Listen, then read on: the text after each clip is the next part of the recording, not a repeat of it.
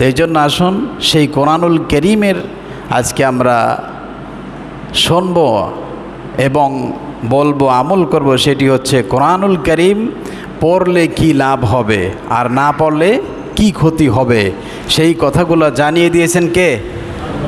একটু জোরে বলেন, কে জানিয়ে দিয়েছেন? আল্লাহ জানিয়ে দিয়েছেন। এই কোরআনুল কারীম পড়তে হবে আপনাকে। আপনি একটি দৃষ্টান্ত মনে করুন, এই জন্মের পর থেকে আপনি কোনোদিন স্কুল কলেজে লেখাপড়া করেন নাই। আপনার জন্য সীতাকুণ্ড থানা থেকে একটি চিঠি পাঠানো হলো। সেই চিঠিটা ইংলিশে কিংবা আরবিতে বা যেই কোনো ভাষাই হোক না কেন আপনার ঘরে পাঠিয়ে দিছে এবং আপনার কাছেই পাঠিয়েছেন। এখন যেহেতু আপনি লেখাপড়া জানেন নাই, পড়তে পারেন নাই, আপনি কি ওই চিঠিটা ঘরে থুয়ে দিবেন, রেখে দেবেন? কি করবেন? যেই ব্যক্তি পড়তে জানে আপনি ওইটা নিয়ে তার কাছে যাবেন, কথা বলেন ঠিক কিনা? সেই ব্যক্তি পড়ে আপনাকে জানিয়ে দিবেন, বলবেন যে এই থানা থেকে আপনার কাছে এই চিঠিটি এই জন্য এসেছে, তাহলে সে বুঝতে পারবে, কথা বলেন ঠিক কিনা? এটা হলো বুদ্ধিমানের কাজ।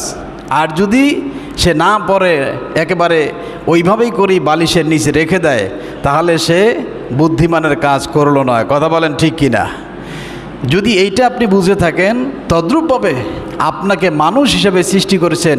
এই কোরআন পশু পাখির জন্য নয়, এই কোরআন গাছপালার জন্য নয়, এই কোরআন অন্য কোনো প্রাণীর জন্য নয়, কোরআন শুধু মানুষ আর জিনের জন্য, কথা বলেন ঠিক কিনা? এই জন্য কোরআনুল কারীম আপনাকে পড়তেই হবে। বলেন, কোরআন আপনাকে, সবাই বলেন, পড়তেই। আবার জোরে বলেন, কোরআন শরীফ আপনাকে পড়তেই হবে। যদি কোরআন না পড়েন তাহলে আপনার নামাজ হবে না। কোরআনের কিছু সূরা যদি আপনি মুখস্থ না করেন, না পারেন, না জানেন, তাহলে নামাজ হবে না। শুধু তাই না, খুব ভালো করে বুঝতে হবে, এখনও অনেক মানুষ আছে বলে আমি কোরআন শরীফ পড়তে জানি না। কিন্তু বন্ধু, খুব ভালো করে মনে রাখুন, এমনও মুরব্বী বুড়া মানুষ আছে। আমি নিজে যখন ছাত্র ছিলাম, ঢাকাতে রিটায়ার্ড হয়েছে বেচারা মুরব্বী মানুষ, আমাকে বলতো, দাদা ভাইয়া তুমি আমাকে একটু একটু করে কোরআন পড়ায় দেবা, আমি প্রতিদিন এশারের নামাজের পরে তোমার কাছে আমি আসবো। জোরে বলি সুবহানাল্লাহ। কাল কিয়ামতের দিন আল্লাহ যখন আপনাকে আহ্বান করবেন, ডাকবেন, বলবেন তোমার কাছে আমি একটা চিঠি দিয়েছিলাম, একটি কিতাব দিয়েছিলাম, তুমি সেটা পড়ছো নাকি?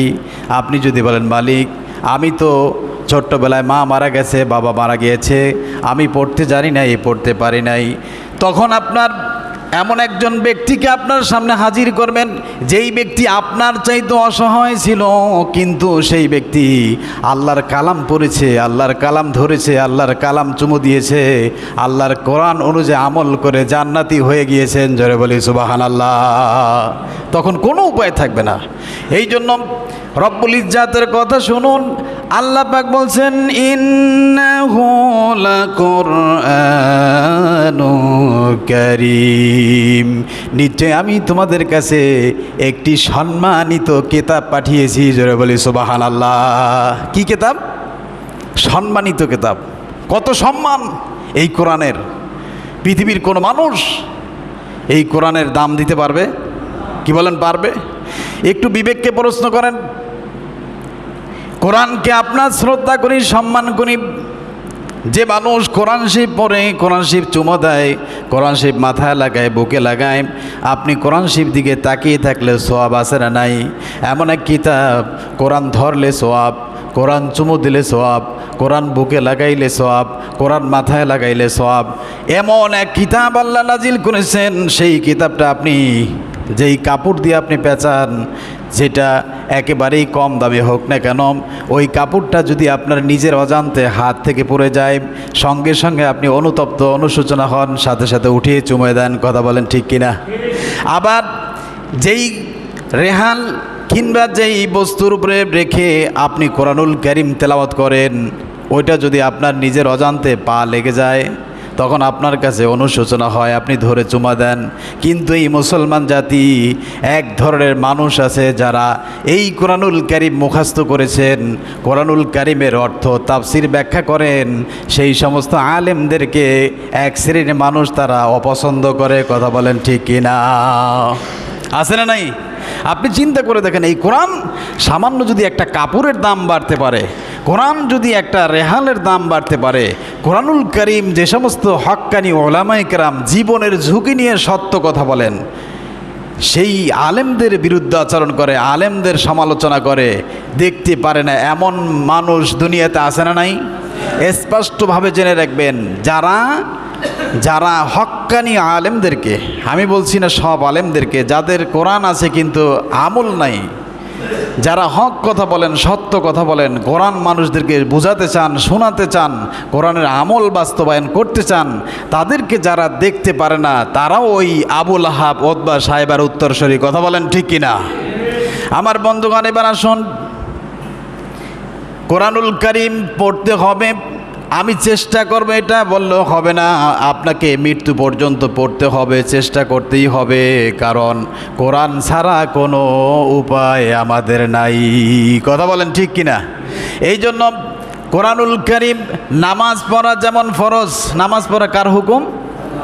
রোজা রাখা, হজ করা, যাকাত দেওয়া আল্লাহর হুকুম।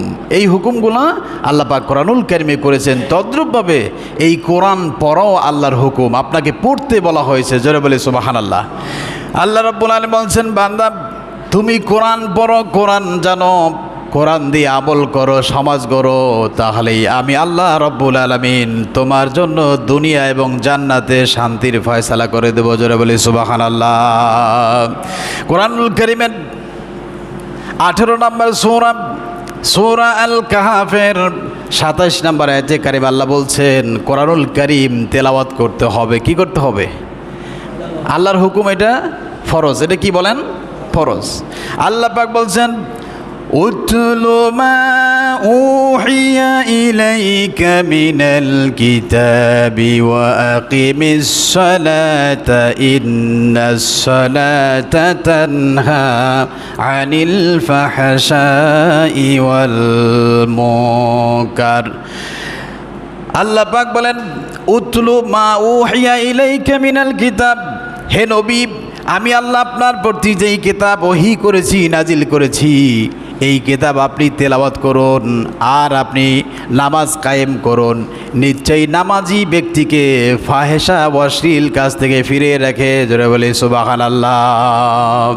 কোরআনুল কারীমের সর্বপ্রথম সূরা, সর্বপ্রথম যেই বাণী, সর্বপ্রথম যে আয়াতে কারিমা আল্লাহ নাজিল করলেন, সেখানে আল্লাহ সর্বপ্রথম যেই শব্দটা দিয়ে আল্লাহ শুরু করলেন, আল্লাহ বলছেন, ইকরা বিসমি রাব্বিকাল্লাযী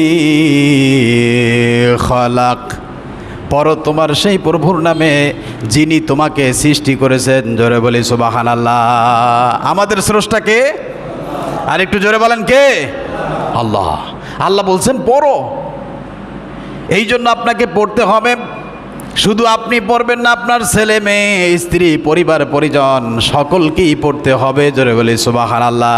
শুধু পড়লেই হবে না, যেটা ওইটার ভিতরে কি বলেছেন সেটাও আপনাকে করতে হবে, সেই অনুপাতে আপনাকে চলতে হবে। কথা বলেন ঠিক কিনা? মানুষ জানে কোরআনুল কারীমের সূরাতুল বাকারার সর্বশ্রেষ্ঠ আয়াতে কারিমা, ফজিলাতপূর্ণ আয়াতে কারিমা আয়াতুল কুরসি, যেই ব্যক্তি প্রতি নামাজের পরে একবার তেলাওয়াত করবে, রাসূল বলেন সেই ব্যক্তি জান্নাতে যেতে শুধুমাত্র তার মৃত্যুই বাকি। মৃত্যু হওয়ার সঙ্গে সঙ্গে ওই ব্যক্তি আল্লাহর জান্নাতে চলে যাবে। জোরে বলে সুবহানাল্লাহ। এখন এই ব্যক্তি শুধু প্রতিদিন নামাজের পরে, ফরজ নামাজের পরে যদি আয়াতুল কুরসি পড়ে, আর সেই ব্যক্তি যদি সুদ খায়, ঘুষ খায়, হারাম খায়, আল্লাহ বিরোধী কাজ করে, রাসূল বিরোধী কাজ করে, তাহলে সে কি জান্নাতে যেতে পারবে? কি বলেন, পারবে? কিন্তু এই মুসলমান জাতি প্রতিদিন নামাজের ভিতরে কি পড়ে সেটা বোঝে না। যদি একবার বোঝার চেষ্টা করত, জানার চেষ্টা করত, তাহলে এই মানুষটা কোনো দিন সুদ খেতে পারতো না, ঘুষ খেতে পারতো না, মানুষের জমির আইল ঠেলতে পারতো না, মিথ্যা কথা বলতে পারতো না, মানুষের সাথে গীবাত করতে পারতো না, মানুষের বিরুদ্ধে শত্রুতামি করতে পারতো না, কারণ সেই ব্যক্তি হতো একজন খালেস মুমিন ইমানদার। জোরে বলি সুবহানাল্লাহ। প্রতিদিন নামাজে সে পড়তেছে কি, ইয়্যাকা না'বুদু ওয়া ইয়্যাকা নাস্তাঈন, ও আল্লাহ, আমরা তোমারই ইবাদত করি, তোমার কাছেই সাহায্য চাই, জোরে বলি সুবহানাল্লাহ। এগুলো আমরা বুঝি না। যদি বুঝতো তাহলে নামাজি ব্যক্তি কোনোদিন মিথ্যা কথা বলতে পারে? জোরে বলেন, পারে? সুদ খাইতে পারে? এমন নামাজি আছে না যে সুদ খায়? কথা না বললে বুঝি কি? আসেনি? ঘুষ খায় আসেনি? মানুষের গীবাত করে আসেনি? মানুষের ক্ষতি করলে চেষ্টা করে আসে না নাই? মানুষের সমালোচনা করে আসে না নাই? এরকম গুনাহের সাথে আসে না নাই? ওর সারা জীবন নামাজ পড়ে লাভটা কি হবে বলেন তো? কোনো লাভ আছে? কোনো লাভ নাই। আপনার দুধের পাত্র যদি থাকে ছিদ্র, কি থাকে? ছিদ্র থাকে, আর উপর দিয়ে আপনি যতই দুধ দহন করতে থাকেন, নিচ দিয়ে সব দুধগুলো পড়ে যাওয়ার পরে কি এক ফোঁটাও থাকবে নাকি? জোরে বলেন, থাকবে? অথচ রাসূল বলেন, যেই ব্যক্তির দিলের ভিতরে যাররা পরিমাণ, সরিষা পরিমাণ অহংকার থাকবে, কাঠ যেরকম আগুন পুড়িয়ে ছাই করে দেয়, এমনিভাবে নামাজি ব্যক্তির, আমলদারি ব্যক্তির আমলগুলো পুড়ে ছারখার হয়ে যাবে, কিছুই অবশিষ্ট থাকবে না। জোরে বলি নাউজুবিল্লাহ। আল্লাহ আমাদের সকলকে হেফাজত করুক, জোরে বলে আমিন। এই জন্য কোরআন পড়তে হবে। এটা কার হুকুম? জোরে বলেন, কার হুকুম? আল্লাহর হুকুম। এইটা হলো 1 নাম্বার। 2 নাম্বার হচ্ছে কোরআন পড়লে লাভ কি হবে? 2 নাম্বার ফজিলত, আল্লাহ বলছেন ঈমান নামক সম্পদ আমি আল্লাহ বাড়িয়ে দিব। জোরে বলি সুবহানাল্লাহ। আপনারা কি কথা বুঝতেছেন? কোরআন পড়লে কি হবে বলেন তো? ঈমান কি করবে? বাড়িয়ে দেবে। ঈমান আমাদের এখানে আমরা যারা আছি সবার ঈমান কি এক রকমের? কথা বলেন, সবার ঈমান এক রকমের? এক রকমের না। একজনের ঈমান হিমালয় পর্বত পরিমাণ, আর একজনের ঈমান সারা পৃথিবী বিক্রি করলে হবে না। উদাহরণ, যেমন এক ব্যক্তি রাস্তা দিয়ে হাঁটতেছে, হাঁটতে হাঁটতে তার চোখের সামনে 10টা টাকা পেয়ে গেল। কয় টাকা? 10 টাকা পেয়ে গেলাম। সে মানুষকে বলতেছেন, ভাই টাকা কার, টাকা কার, টাকা কার। কিছু দূর সামনে অগ্রসর হওয়ার পরে এই ব্যক্তি যখন 100 টাকা পেয়ে গেল, অমনিতেই সে পকেটে ঢুকিয়ে ফেললো। তাহলে বুঝতে হবে তার ঈমানের মূল্য 10 টাকা। কয় টাকা? ঈমানের মূল্য 10 টাকা। আবার আর একজন ব্যক্তি একটু দূর সামনে আগার পরে সেই ব্যক্তি 500 টাকা পেল, বলল ভাই টাকা কার, টাকা কার। এরপরে এই ব্যক্তি যখন 1000 টাকা কিংবা 5000 টাকা পেয়ে গেল, অমনিতেই সে তার পকেটে ঢুকিয়ে ফেললো, আর কাউকে প্রচার করে নাই। তাহলে এই ব্যক্তির বুঝতে হবে তার ঈমানের মূল্য 500 টাকা। কথা বলেন ঠিক কিনা? এইভাবে করে যে ব্যক্তি, এমন ব্যক্তি আছে লক্ষ লক্ষ টাকা পাওয়ার পরে সে মানুষের কাছে পৌঁছে দেয়, সেটার থেকে খেয়ানাত করে না। বুঝতে হবে তার ঈমান তামাম পৃথিবী বিক্রি করলো, তার ঈমানের মূল্য দেওয়া যাবে না। কথা বলেন ঠিক কি না? এমন মুসলমান আছে কি নাই? আছে না? শুধু যদি ফাঁসির কাস্টে ঝুলানো হয়, আপনারা জানেন আমাদের এই দেশের প্রিয় মুফাসসির আল্লামা দিলাওয়ার হোসেন সাইদি রহিমাহুমুল্লাহ, আল্লাহ তার কবরটা জান্নাতের টুকরা বানিয়ে দিন। জোরে বলে আমিন। তেনাকে জেলখানার ভিতরে অনেক অনেক প্রলোভন, অনেক সম্পদের তার কাছে প্রস্তাব দেওয়া হয়েছে। সব কিছু সে প্রত্যাখ্যান করেছে। কার জন্য? জোরে বলেন, কার জন্য? এমনকি সে মৃত্যুর জন্য প্রস্তুত ছিলেন, আর ষোলোটা তার মৃত্যু শাহাদাতের মৃত্যু হয়েছে। কথা বলেন ঠিক কিনা? আল্লাহ তাকে শহীদ হিসাবে কবুল করুক। জোরে বলে আমিন। আমরাও শহীদ হতে রাজি আছি না নাই? জোরে বলেন, আছি না নাই? আপনার মনে রাখবেন, আপনাদেরকে সাক্ষী রেখে বলছি, আমার আল্লাহকে সাক্ষী রেখে বলছি, আমার সারা জীবনের স্বপ্ন আল্লাহ যেহেতু আমাকে মৃত্যু দিবে নেই, আমার মৃত্যুটা যেন শহীদ মৃত্যু হন। জোরে বলে আমিন। হযরত ওমর রাদিয়াল্লাহু তাআলা আনহু প্রতি মুহূর্তে আল্লাহর কাছে বলতেন, আল্লাহুম্মা রযুকনি শাহাদাতান ফি সাবিলিক। ও আল্লাহ, আমাকে তুমি শহীদ মৃত্যু নসিব করিও। আল্লাহ সুবহানাহু ওয়া তাআলা হযরত ওমরের মৃত্যু শহীদ মৃত্যু হয়েছেন। কথা বলেন ঠিক কিনা? ইতিহাস আপনারা জানেন। এই জন্য সর্বোচ্চ মৌত হল আল্লাহর কাছে শাহাদাতের মৃত্যু। জোরে বলি সুবহানাল্লাহ। এবার আসুন, তাহলে এই কোরআনুল কারীম পড়লে ঈমান বাড়িয়ে দিবেন কে? ঈমান কি পরিমাণ বাড়বেন আল্লাহ কোরআনুল কারীমে বলে দিয়েছেন। কোরআনুল কারীমের 8 নাম্বার সূরা সূরা আনফালের আপনি 2 নম্বর আয়াতে কারিমা যদি খোলেন, আল্লাহ বলছেন ইন্নামাল মুমিনুনা আল্লাযীনা ইযা যুকিরাল্লাহু ওয়াজিলাত কুলুবুহুম ওয়া ইযা তুলিয়াত আলাইহিম আয়াতুহু যাদাতহুম ঈমানা ওয়া আলা রাব্বিহিম ইয়াতাওয়াক্কালুন। আল্লাহ পাক বলেন ইন্নামাল মুমিনুনা আল্লাযীনা, কেবলমাত্র ওই সমস্ত লোকেরাই হলো ঈমানদার মুমিন, ইযা যুকিরাল্লাহ, যখন তাদের সামনে আল্লাহর আলোচনা, আল্লাহর জিকির করা হয়, ওয়াজিলাত কুলুবুহুম, তাদের অন্তর প্রকম্পিত হয়। জোরে বলি সুবহানাল্লাহ। অন্তর ভয় ভীত অবস্থায় থাকে। কার ভয়? শুধু কেমন নয়, আল্লাহ পাক আরো বলছেন ওয়া ইযা তুলিয়াত আলাইহিম আয়াতুহু, যখন তাদের সামনে আল্লাহর এই কোরআনের তেলাওয়াত করা হয় তখন তাদের ঈমান বাড়তেই থাকে। জোরে বলি সুবহানাল্লাহ। ঈমান কি করতে থাকে? বাড়তেই থাকে। বাড়তে বাড়তে কি পরিমাণ হয়? আল্লাহ পাক বলছেন বাড়তে বাড়তে এমন অবস্থা হয় ওয়া আলা রাব্বিহিম ইয়াতাওয়াক্কালুন, তখন তাদের ঈমান এমন অবস্থা হয়ে যায় পৃথিবীর কাউকে সে পরোয়া করে না, আল্লাহর উপরে ভরসা করে। জোরে বলি সুবহানাল্লাহ। কার উপরে ভরসা করে? জোরে বলেন। আল্লাহর উপরে ভরসা করে। একমাত্র আল্লাহ ছাড়া পৃথিবীর কাউকে সে পরোয়া করে না। যদি কোরআন আপনি পড়েন, যদি কোরআন আপনি জানেন, কোরআনের মতো সম্পদ পৃথিবীতে নাই। জোরে বলি সুবহানাল্লাহ। এই কোরআনের নূর আল্লাহ আমাদের সকলকে দান করুন। জোরে বলে আমিন। আর একটু জোরে বলে আমিন। পৃথিবী সব শেষ হয়ে যাবে, লয় হয়ে যাবে, ক্ষয় হয়ে যাবে, কিন্তু কোরআন শেষ হবে না।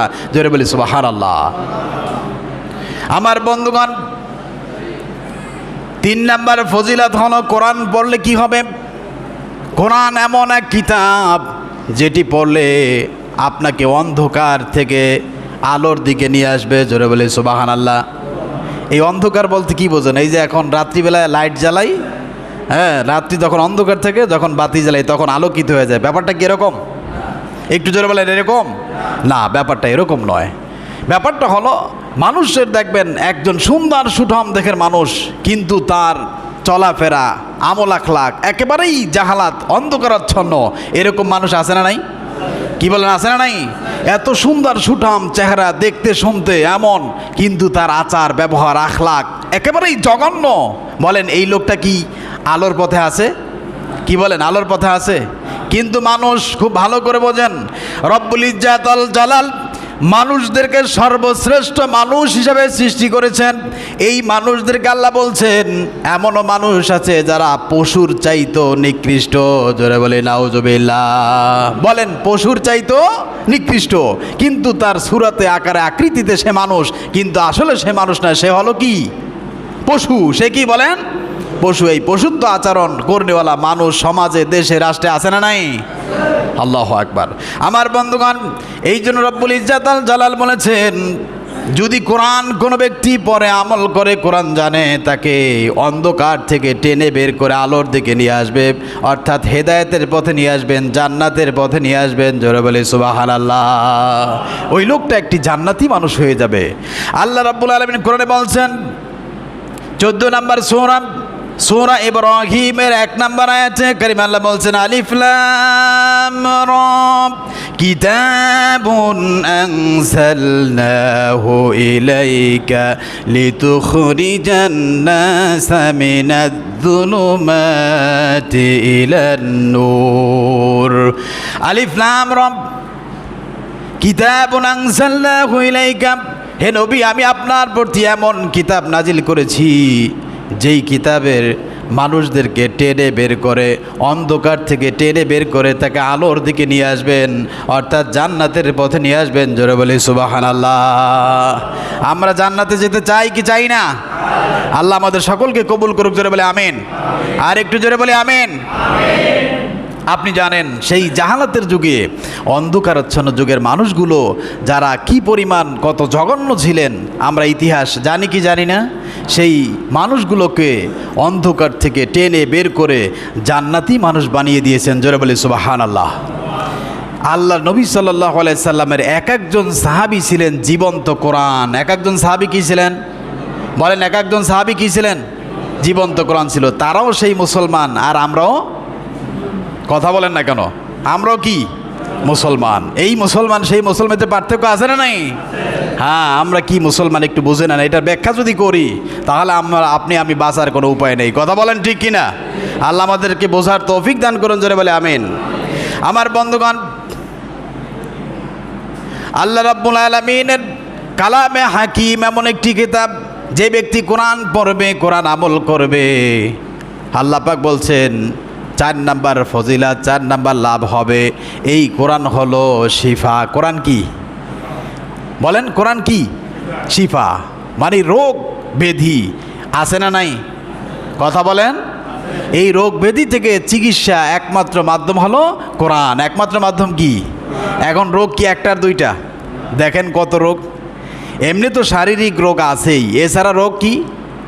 একজন মানুষকে গাড়ি চলার কথা হচ্ছে রোড দিয়ে, কি দিয়া?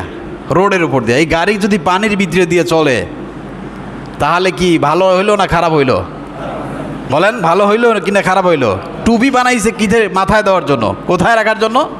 এখন টুপি যদি পায়ের নিচে রাখে তাহলে টুপির উপরে কি করা হবে? জুলুম করা হবে। বলেন, টুপির উপরে কি করা হবে? জুলুম করা হবে। অর্থাৎ যেটা যেই জায়গায় রাখা দরকার সেটা সেই জায়গায় রাখার নাম হলো ইনসাফ। সেই জায়গায় রাখার নাম কি? ইনসাফ। আর সেই জায়গায় না রেখে যদি অন্য জায়গায় রাখে তাহলে সেটার উপরে জুলুম করা হলো। কি করা হলো? জুলুম করা হলো। যেমন টুপি বানাইছে মাথায় দেওয়ার জন্য, এখন এটা যদি কেউ পায়ের নিচে রাখে তাহলে টুপির উপরে কি করা হবে? জুলুম করা হবে। তদ্রূপভাবে এই মানুষের আচার আচরণ যেইভাবে হওয়া উচিত, পৃথিবীর সমস্ত নবীদের আচার আচরণ শিক্ষা দেওয়ার জন্য মানুষদেরকে বাস্তব প্র্যাকটিক্যাল শিখিয়েছেন। কথা বলেন ঠিক কিনা? ব্যবসা করতে হবে, বিবাহ করতে হবে, জাকাত দিতে হবে, এইভাবে করে মানুষদেরকে বাস্তব প্র্যাকটিক্যাল শিখিয়েছেন। সেই মানুষগুলো যদি এই নিয়মের বাহিরে যদি চলে তাহলে সেই ব্যক্তি আল্লাহর সীমা লঙ্ঘন করলো। কথা বলেন ঠিক কিনা? এই জন্য কোরআন হচ্ছে মহা ঔষধ। কোরআন কি বলেন তো? কোরআন হলো মহা ঔষধ। এই ঔষধ দিবে যেই ব্যক্তি যেমন সুদ খায় সেই ব্যক্তির রোগ আছে না নাই? যেই ব্যক্তি ঘুষ খায় তার রোগ আছে না নাই? যেই ব্যক্তি মানুষের জমি দখল করে জবরদখল, সেই ব্যক্তি তার রোগ আছে না নাই? এভাবে করে প্রত্যেকটা ক্ষেত্রে যাকে যেই কাজ করা দরকার ওইটা না করে যদি এর বাহিরে অন্য কাজ করে তাহলে সে জুলুম করলো। এই জন্য এই মানুষগুলার ওই সুদ ঘুষ হারাম থেকে বেঁচে আসার জন্য একমাত্র ঔষধ হলো কোরআনুল কারীম। জোরে বলি সুবহানাল্লাহ। সেটা তো আছেই। এছাড়া মানুষের শারীরিক এই কোরআনুল কারীমের এমন এমন আয়াতে কারিমা আছে, যদি পড়া হয় তাহলে সুস্থ করে দেন কে? অসুস্থ শরীর সুস্থ করে দেন কে? আল্লাহ। আল্লাহ রাব্বুল আলামিন বলছেন কোরআনুল কারীমের 17 নম্বর সূরা বানি ইসরাঈলের 82 নম্বর আয়াতে কারিমা আল্লাহ বলছেন, ওয়া নুনাজ্জিলু মিনাল কুরআনি মা হুয়া শিফাa'un ওয়া রাহমাতুল লিল মুমিনিন। আল্লাহ পাক বলেন, আমি এই কোরআন নাজিল করেছি ঔষধ হিসাবে, শিফা হিসাবে, আর মুমিনদের জন্য হইল রহমত স্বরূপ। জোরে বলি সুবহানাল্লাহ। মুমিনদের জন্য কি বলেন? মুমিনদের জন্য রহমত। মুমিনদের জন্য কি? রহমত। আর যারা বেঈমান, কাফের, মুনাফিক তাদের জন্য হলো ধ্বংসের কারণ। জোরে বলি নাউজুবিল্লাহ। আল্লাহ পাক বলছেন, ওয়ালা ইয়াজিদুয যালিমিনা ইল্লা খাসারা। শুধুমাত্র এই কোরআন জালিমদেরকে ধ্বংস করা ছাড়া কোনো উপায় নাই। জোরে বলি নাউজুবিল্লাহ। দেখেন না, কোরআনের কথা শুনলেই জালিমরা এটা সহ্য করতে পারে না। কথা বলেন ঠিক কিনা? ভালো জিনিস মানুষ, দুধ, এটা মানুষের জন্য প্রতিষেধক, মানুষের স্বাস্থ্য ডেভেলপ করবে। এখন দুধ খাইলে যদি শরীর খারাপ হয় তাহলে আসলে কি দুধের দোষ না ব্যক্তির দোষ? জোরে বলেন কার দোষ? ব্যক্তির দোষ। কারণ এরকম সমাজে দেশে অনেক মানুষ আছে যারা কোরআনকে সহ্য করতে পারে না। কথা বলেন ঠিক কিনা? এই জন্য কোরআনুল কারীম যদি আপনি পড়েন আপনার জন্য শিফা হবে কীরকম? দুনিয়াবি যত রকমের রোগ ব্যাধি আছে সমস্ত রোগ থেকে বাঁচিয়ে আপনাকে সোজা সরল সঠিক একটি নিরাপদ রাস্তা দেখিয়ে দিবেন, জান্নাতের পথ। জোরে বলি সুবহানাল্লাহ। শুধু তাই না, আল্লাহ রাব্বুল আলামিন আরো সুন্দর করে বলছেন, ও দুনিয়ার মানুষ, আমি এই কোরআন এমন তোমাদের জন্য উপদেশ হিসাবে নাজিল করেছি। জোরে বলি সুবহানাল্লাহ। শুধু উপদেশ নাই, তোমাদের অন্তরে যত রোগ ব্যাধি আছে সমস্ত রোগ ব্যাধিগুলো দূর করে দেবে। জোরে বলি সুবহানাল্লাহ। কোরআনুল কারীমের 10 নম্বর সূরা ইউনূসের 57 নম্বর আয়াতে কারীমে আল্লাহ বলছেন, ইয়া أيها الناس قد جاءتكم موعظة من ربكم وشفاء لما في الصدور। ওহে পৃথিবীর মানুষ, তোমাদের কাছে আমি আল্লাহ রাব্বুল আলামিন দিয়েছি মাউইজাতুম, একটি উপদেশনামা। একটি কি উপদেশনামা? মির রব্বিকুম, তোমাদের রবের পক্ষ থেকে, ওয়াশিফাউল লিমা ফিস সুদূর, আর তোমাদের অন্তরে যত রকমের রোগ ব্যাধি আছে সমস্ত রোগ ব্যাধি নিরাময়ের জন্য দিয়েছি। জোরে বলি সুবহানাল্লাহ। শুধু তাই না, ওয়া হুদাও ওয়া রাহমাতাল লিল মুমিনিন, এটা আমি আল্লাহ রাব্বুল আলামিন মুমিনদের হেদায়েতের জন্য রহমত হিসাবে নাজিল করেছি। জোরে বলি সুবহানাল্লাহ। কোরআন শরীফ পড়লে লাভ আছে না নাই? এত আসতে বলেন, জোরে বলেন, লাভ আছে না নাই? আছে। 5 নাম্বার উপকার কি? 5 নাম্বার উপকার হলো অন্তর আত্মা প্রশান্তি লাভ করবে। জোরে বলি সুবহানাল্লাহ। আর একটু জোরে বলেন সুবহানাল্লাহ। অন্তর আত্মা কি করবেন বলেন তো? প্রশান্তি লাভ করবে। কেমন প্রশান্তি বলেন? শান্তি কিটা বাজারে কিনে পাওয়া যায়? কি বলেন? শান্তি কিনে পাওয়া যায়? কশিন গেল শান্তি আপনি টাকা দিয়ে কিনতে পারবেন না। কারণ সুখ শান্তি দেওয়ার মালিক কে? সুখ শান্তি দিতে পারেন কে? আল্লাহ। এই জন্য কোন পথে আপনি সুখ শান্তি পাবেন এটা আল্লাহর চাইতে কেউ ভালো জানে? আল্লাহ সুবহানাহু ওয়া তাআলা বলছেন, যে ব্যক্তি কোরআন পড়বে আমি আল্লাহ তাআলা তার অন্তর আত্মাকে প্রশান্তি শান্তি করে দেব। জোরে বলি সুবহানাল্লাহ। এই শান্তি দুনিয়াতে পাবে, মৃত্যুর পরে পাবে, কবরে পাবে, এমনকি অনন্ত সীম জান্নাতে আল্লাহ দান করবেন যার কোনো দিন শেষ হবে না। জোরে বলি সুবহানাল্লাহ। আমার বন্ধু, এটা থেকে একটি বাস্তব শিক্ষা গ্রহণ করেন তামাম পৃথিবীর আলেম সমাজের দিকে। কাদের দিকে? আলেম সমাজের দিকে। তাদের এত পয়সা করি নাই, তাদের টাকা পয়সা নাই, কিন্তু এমনভাবে তাদের চলাফেরা, আপনার কাছে কোনো দিন ভিক্ষা চাইছে নাকি? কি বলেন? ভিক্ষা চাইছে? কোনো দিন হাত পেতেছে? কোনো দিন আপনার কাছে যায় কিছু চাইছে নাকি? বলেন। দেখবেন তাদের চলাফেরা সব কিছু ভরসা করে কার উপরে? জোরে বলেন, কার উপরে? আল্লাহর উপরে। তাদের ভিতরে আল্লাহ এক ধরনের প্রশান্তি নাজিল করে। আপনিও যদি কোরআন কারীম পড়েন, আমল করেন, তেলাওয়াত করেন, আপনার ভিতরে আল্লাহ ভিন্ন রকমের একটি প্রশান্তি নাজিল করবেন। জোরে বলি সুবহানাল্লাহ। এটা আপনি টাকা দিয়ে কিনতে পাবেন না। হাজার হাজার কোটি টাকার মালিক, এরপরে রাত্রে ঘুম নাই। কথা বলেন ঠিক কিনা? শুধু অশান্তি আর অশান্তি। ছেলে বলে একটা, মেয়ে বলে আর একটা, এরপরে আপনার স্ত্রী বলে আর একটা, ভাই বলে আর একটা, সমাজের মানুষ বলে একটা। এইভাবে করে সেই ব্যক্তি এক প্রকারের কাঠ লাকড়িবিহীন আগুনে জ্বলতে থাকে। জোরে বলি নাউজুবিল্লাহ। সুখ শান্তিকে কার পক্ষ থেকে? Piece of mind. এটা একটা ভিন্ন জিনিস। সুখ শান্তি একমাত্র দিতে পারেন কে? এই জন্য আল্লাহ বলছেন, এমন এক কিতাব দিয়েছি, এই কোরআন যদি তুমি পড়ো, কোরআন যদি আমল করো, কোরআন অনুযায়ী যদি জীবন করো, মনে রাখবা আমি আল্লাহ এমন প্রশান্তি নাজিল করবো, এমন সুখ শান্তি দিব, যেই শান্তি পৃথিবীর কোনো টাকা পয়সায় ক্ষমতায় আসতে পারে না। এই কথা বলেন ঠিক কিনা? আল্লাহ পাক কোরআনুল কারীমের 13 নম্বর সূরা আর রদের 28 নম্বর আয়াতে কারিমা যদি আপনি পড়েন, আল্লাহ বলছেন, আলা বিযিকরিল্লাহি তাতমাইন্নুল কুলুব।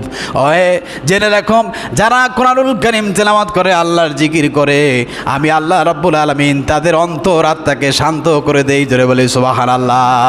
আমি তাদের প্রতি আল্লাহ রহমত নাজিল করেন। জোরে বলি সুবহানাল্লাহ। আল্লাহ আমাদের সকলকে এই রহমত দান করুন। জোরে বলে আমিন। আর একটু জোরে বলে আমিন। আমার বন্ধুগণ, 6 নাম্বার লাভ হলো কোরআন শরীফ পড়লে কি লাভ? কোরআন কাল কিয়ামতের দিন আপনার পক্ষে আল্লাহর কাছে সুপারিশ করবেন। জোরে বলি সুবহানাল্লাহ। কোরআন কি করবেন বলেন, কি করবেন? সুপারিশ। যেই জোরালো সুপারিশ নবী পর্যন্ত করতে পারবে না, কোরআন যেটা আপনার পক্ষে সুপারিশ করবে আল্লাহর সাথে। জোরে বলি সুবহানাল্লাহ। কাল কিয়ামতের দিন আল্লাহর সাথে কথোপকথন হবে কোরআনের সাথে। কোরআন বলবে, আল্লাহ তোমার এই বান্দা গভীর রজনীতে তেলাওয়াত করেছেন, নামাজে দাঁড়িয়ে তেলাওয়াত করেছেন, সেজদার মধ্যে গিয়ে তোমার কাছে সাহায্য চেয়েছেন।